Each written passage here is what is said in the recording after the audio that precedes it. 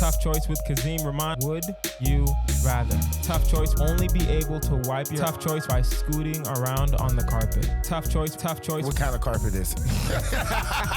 If it's alpaca, give me the carpet. Welcome back, guys. This is Tough Choice. I am your host, Kazeem Rahman, the blessed and highly favored host, Kazeem Rahman. This is Tough Choice with Kazeem Rahman podcast. On the hot seat today, listen, you saw the title. It's me. It is me. I know some of you are thinking, Kazeem, why have you been so choppy with these releases, right? You skipped a week. You say it's going to be on Friday. It's sometimes on Saturday. Sometimes it's on Sunday. What is going on? Okay, really quickly, we moved studios.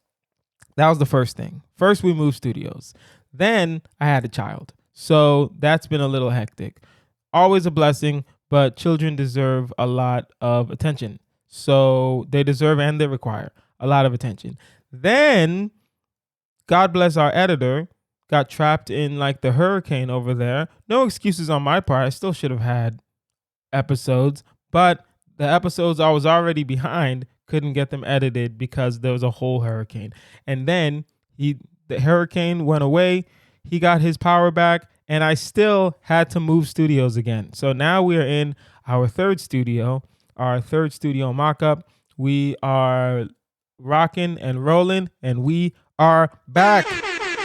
So let's get started, guys. You know how we do here. We don't really waste any time. The game is Tough Choice. You must pick between the two choices. You must explain yourself. You get one pass, you get one pause at the end. No, we don't have a final choice, but let's start the show. Let it begin. Let it begin. Now, ladies and gentlemen, it is time for our constant choice. Constant. Everyone in the month gets the same first question. This is the final decision of our constant choice. The constant choice this month was, would you rather live in a world where everyone gets a basic income of $25K, but you can only work 20 hours a week, or a society where people can earn unlimited money but must donate 50% to charity? Now, this was hard and easy all at the same time because I like to choose my charity, right? And if you've been listening throughout the month, you get to choose your charity. Also, if you've been listening throughout the month, this question has changed a couple times, right? Because, sometimes people get pissed. You know what I mean? Sometimes the constant choice needs to change, and that's just how it is. So I would say for this one, I think I would go ahead and do the basic income. And I understand how some people's thought process is that if someone has to do a basic income, then if someone gets a basic income rather, then they're gonna become lazy. I'm okay with that. I'm perfectly fine with someone being lazy from 25K because 25K isn't enough to, survive a lot. You can survive in like Houston, you can survive in Mississippi, Alabama, like the southern states, right? Maybe in North Dakota, South Dakota, maybe a Maine or something like that. Well, maybe not Maine, maybe not East Coast, but West Coast, Portland, yeah. But 25K is not really going to get you much in LA. 25K, if you have roommates, yeah, then you can survive. You won't be completely homeless, but you're not going to be, without roommates if you have 25K a year in LA. So, but I don't want people to suffer. That's the thing. 25K a year, at least you're going to eat. You might be a little homeless. You could be homeless with 25K a year. You could be living in your car, but at least you're going to eat food. That's my only thing. At least no one's going to really starve to death here. No one's really going to go without food, right? Because that's, and listen, 20 hours a week, I can get a lot done part-time. I can get a lot done with 25K, and I get an extra 20 hours a week. I can get a lot done part-time. Now, I would love to be able to earn unlimited money. It doesn't mean you don't have to work. You're still going to work, right? You still have to work your way up to the unlimited money. Some of us will only make probably like 6 figures. That's still a lot of money, but it's not unlimited. You know what I mean? 6 figures, you work as much as you want, but you're working 80 hours a week just for the 6 figures. Is it worth it? At my age, not really. Right now, I want more flexibility. I want more time with family. I want, more time to myself so I can be creative. So I'm going to take the 25K and I'll do the extra 20 hours a week. And that's what I'll do. That is our constant choice. Constant. Let us continue. Would you rather solve climate change but have to live in a world where it always snows, or end all pollution but everyone must travel by pogo stick? This is hard but not hard, right? Because what do I hate most? Do I hate climate change or do I hate pollution? You can make the argument that pollution affects climate change. I'm not a scientist, but if it's set on tough choice and it's scientific, then it's tough choice science. That's how we do it here. We need a new sound effect. I'm gonna mark that down. We need a new sound effect for tough choice science, because we say random facts all the time, and it. Let's just say when I get off the podcast and I actually go look up the facts that I'm saying, I'm wrong. I'm absolutely wrong. So I'm assuming pollution affects climate change. So, pollution of the air, but there's also like ground pollution. I'm thinking like trash on the street. I'm thinking like, dirty sewage water. That's what I'm thinking, pollution, right? I'm going to end pollution. Oh, no. Travel by pogo stick? I don't want to travel by pogo stick. I'm just now like finally reading. It's climate change, but it always snows. I don't like the snow. And you know what? I'm going to do... no. I can't do pogo stick because pogo's going to hurt my knees. I'm only thinking about my knees right now. I'm going to solve climate change, but it's going to snow. Always snows. Listen, I got jackets. We got snow plows. I don't know what's going to happen in California, like San Diego, Los Angeles area, if it snows, right? Especially with the river. Not with the river, with the ocean, like right next, like right over there. I don't know, but we'll figure it out. I would rather solve climate change and let it snow only because I can't travel by pogo stick. What do I hate more than pollution? Pogo sticks, right? So I can't travel by pogo stick. No, thank you. Would you rather have a government where politicians must do stand-up comedy before every speech, or one where they must compete in a dance-off to pass laws? Here's the question that I have to myself for this would you rather. Who is funnier and who looks like they have more rhythm? Neither Democrats or Republicans look funny to me. None of them are like natural clowns. You know what I mean? Like none of them are like, yeah, man, I can grab the mic and start talking about my dad and how crazy he is and talk about all the political humor stuff. And I don't think it's going to be entertaining if they have to do stand-up comedy before every speech. I will give Obama credit. He had speechwriters, but he had really good timing. He understood how to deliver a joke.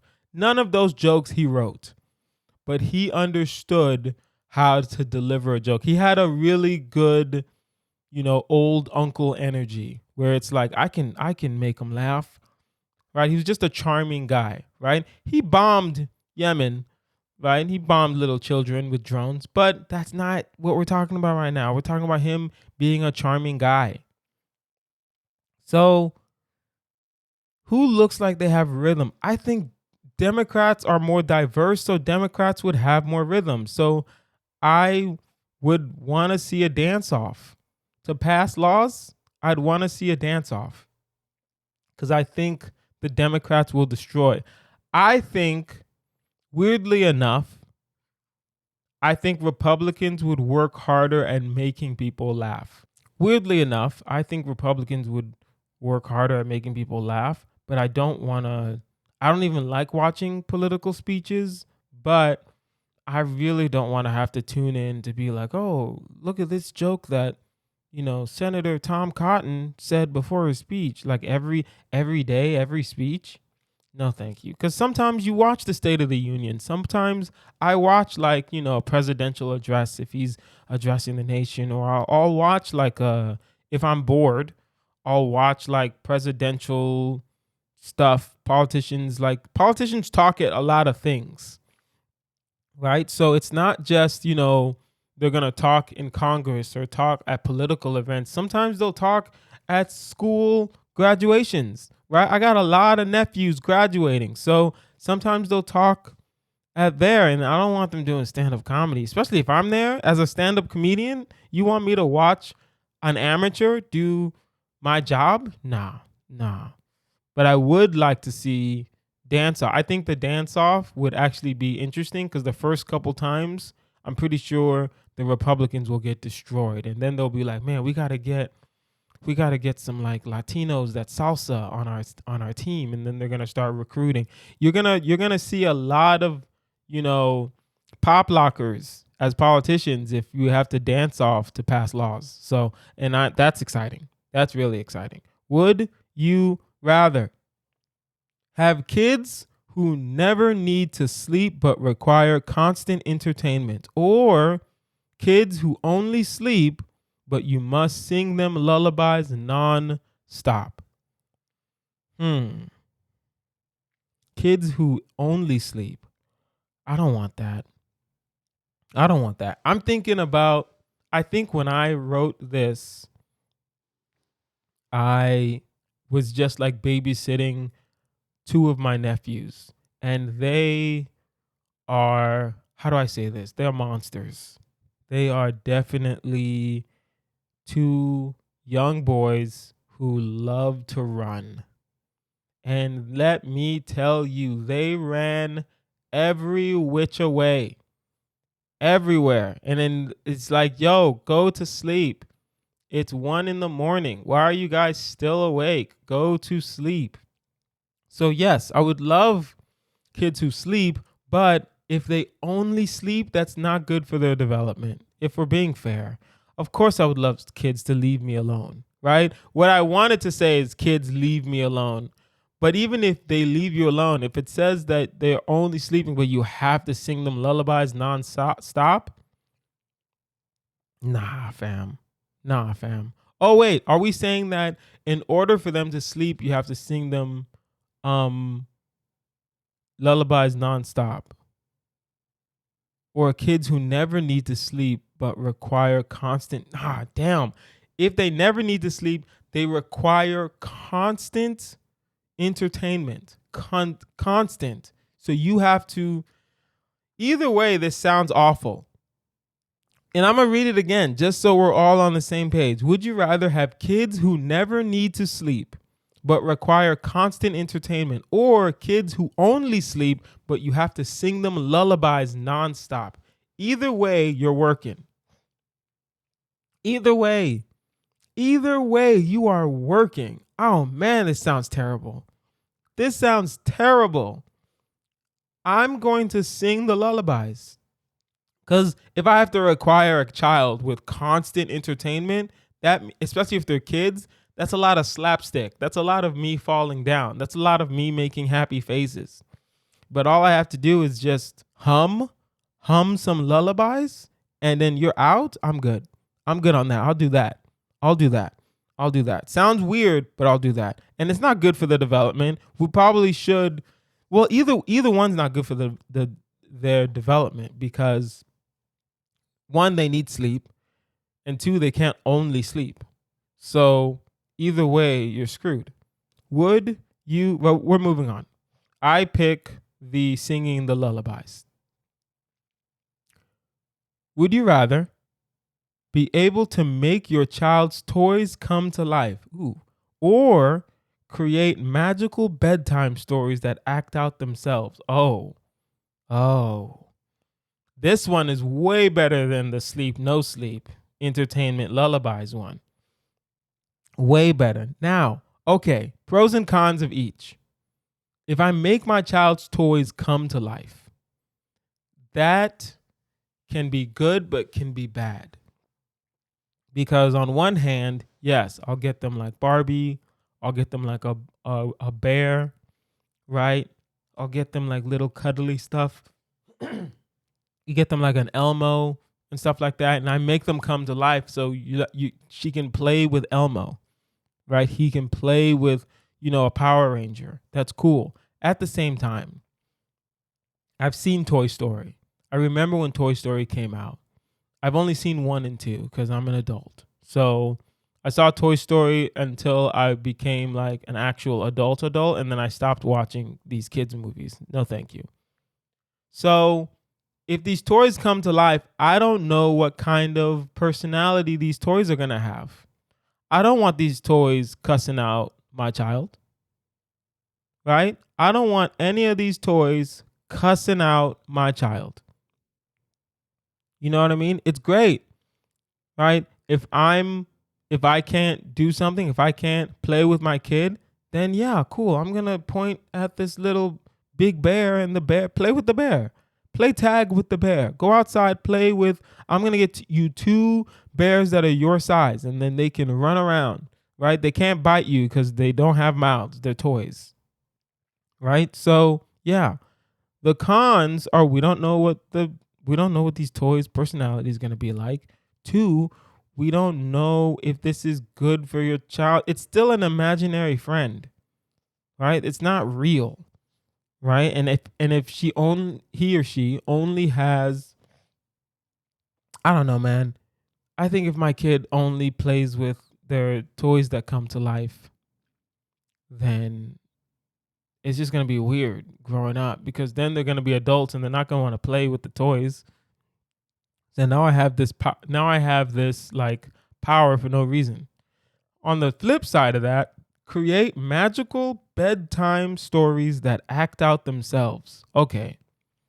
This is why I'm definitely going with this, because there is no cons to this. Magical bed. Okay. The only con to this, and I'll get to the con. I just realized the con. The pro to this is that, man, when it's bedtime, I am the hero of bedtime. I am the hero of bedtime. You create magical bedtime stories. That means it's either projected on a wall or we just zap and we're like, you know how sometimes in the TV shows you're like a ghost and you're watching what's going on in the world? Man, magical bedtime stories that act out themselves. I would be the king of bedtime. The problem is that it's only bedtime. That's one problem. Right? There's 2 major problems of this. The pro is that this is great for my child. Right? Helps with her imagination, helps her get to sleep. You know what I mean? We can do some things. We can do some things here. He's going to really like thrive. The con is this. It's only at bedtime. So I can't like make money off of this. For the toys coming to life, I can figure out how to make money off of that. You get what I'm saying? I can figure out how to make money, because if I can make toys come to life. Right? I'm going to buy her a bunch of toys. When she's done, the toy come to life. I can sell the toy. And then there's going to be a bunch of alive toys walking around, but I can sell the toy for millions of dollars to the right rich person in like Dubai or like Mexico or something like that. The problem with the magical bedtime stories is, 1, it's only at bedtime, so it's hard to make money, right? I would have to work night shift. I'm doing stand-up a lot, so I can't just be going to someone's house and doing bedtime stories. At the same time, my imagination is a little wilder than the average person. So if I am creating bedtime stories the first couple are gonna be a little like someone's gonna die in the bedtime story, and I can't have my son or daughter going out, right? He's gonna be like, I'm so scared.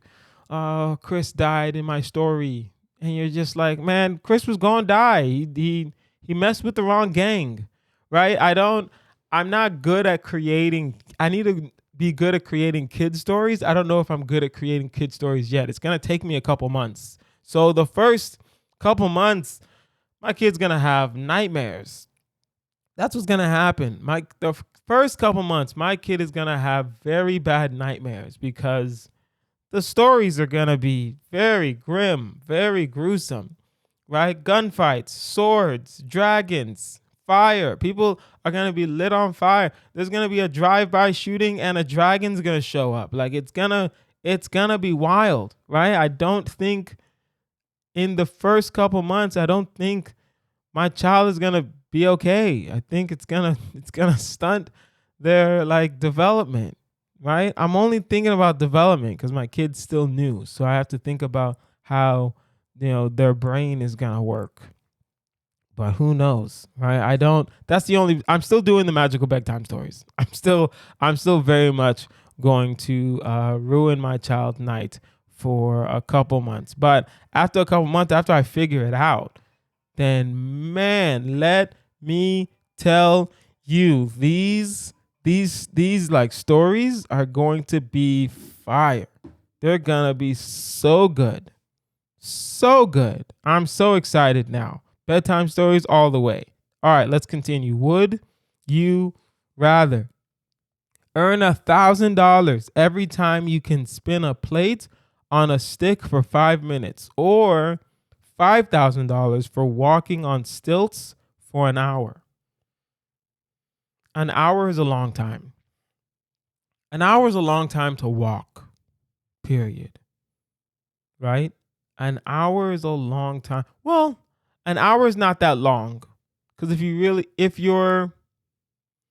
I can figure out an hour, right? If I walk on stilts for an hour a day, if I just walk on stilts during my lunch break, I think for an hour, I think it's going to take me a couple months to get an hour. I'm only thinking about money,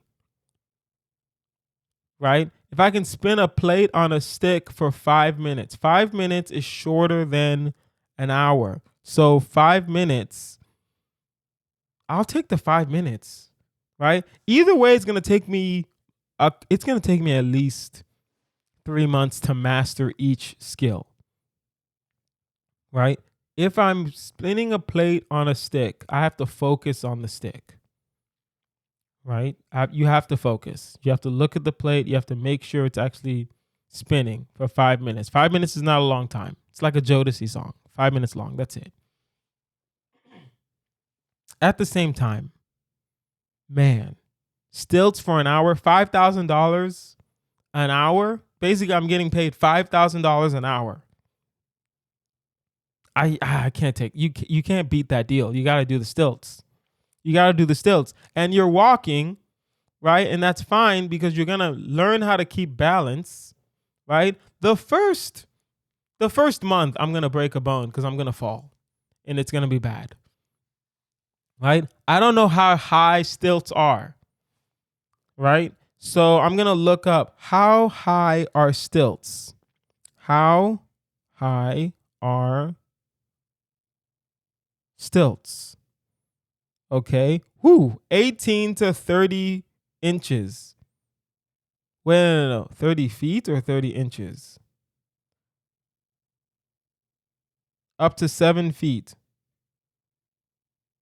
7 feet. Stilts, yeah, 18 to 30 inches high. So up to 7 feet. That's no. So 7 feet, and then it's you, and then your height, right? So 7 feet above the ground. It may seem a basketball rim is 10 feet up. Just so you know, just so you can have, if you ever played basketball rim, basketball goal is 10 feet high. So that's to let you know. Like you're as big as 7 feet. You're as big as like Shaquille. You're standing on Shaquille O'Neal's head. Right? So with that, I'm still going to get injured, but it's not going to be that bad. I thought stilts were a little higher. I'm going to do the 5,000. I'm going to do the 5,000. First couple months, I'm not going to be able to do for a full hour because I'm going to fall. But when you get it down, that's the thing. When you get it down, every single day, I'm taking my lunch break at 11:45, putting on my stilts. I'm going to start walking at 12. I'm going to end walking at 1. And I'm going to go back to work. And I get a $5,000 low key. I'm probably going to quit my job after the first week of doing, if I do a full week of stilts, a full week. So and I'll even be fair, a full business week, just Monday through Friday, 25,000 for that week, Monday through Friday. I'm quitting my job. I'm quitting my job immediately.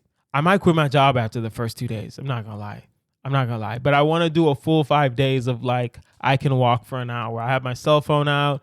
You know what I mean? I'm watching the news. I'm listening to a podcast or something. I'm listening to my own podcast, Tough Choice with Kazeem Rahman podcast. Like, share, subscribe. You know how we do it here, right? You got to do the stilts because the money is just low key. It's endless. Low key. And you can do it as much as you want. It's an hour, right? Now, 5 minutes, if you spin a plate on a stick for 5 minutes, $1,000. If you spin another plate on a stick for another 5 minutes, it's another 1,000. So, yeah, no, you know what I mean? You know what I just thought to myself? Kazeem, you're not smart because 5 minutes is less than an hour. So 20 minutes is 4,000. So if you do 30 minutes, 30 divided by 5 is 6. So you can do 30 minutes for 6,000 instead of an hour for 5,000. Damn it. I'm not smart. Listen, we do math here. When we figure out the math, we realize we got to spin these plates on a stick. Either way is going to take me forever. I just like stilts. I'm not going to lie. I like the thought of being that tall.